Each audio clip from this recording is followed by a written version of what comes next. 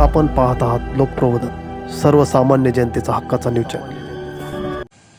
कुंभमेळ्याच्या तयारीत रस्ते अर्धवट, पावसात घसरून किमान 50 दुचाकी स्वार पडलेत, नागरिकांमध्ये संताप।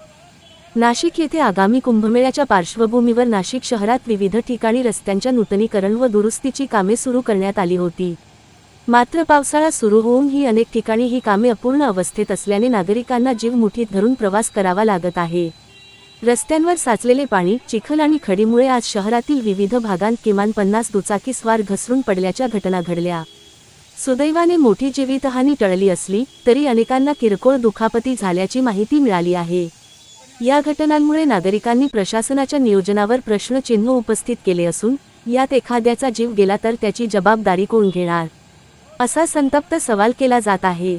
कुंभमेळ्यासारख्या आंतरराष्ट्रीय धार्मिक सोहळ्याच्या पार्श्वभूमीवर शहरातील रस्त्यांची कामे वेळेत आणि दर्जेदार पद्धतीने पूर्ण करण्याची मागणी नागरिकांकडून होत असून प्रशासनाने तातडीने याकडे लक्ष देण्याची आवश्यकता व्यक्त केली जात आहे।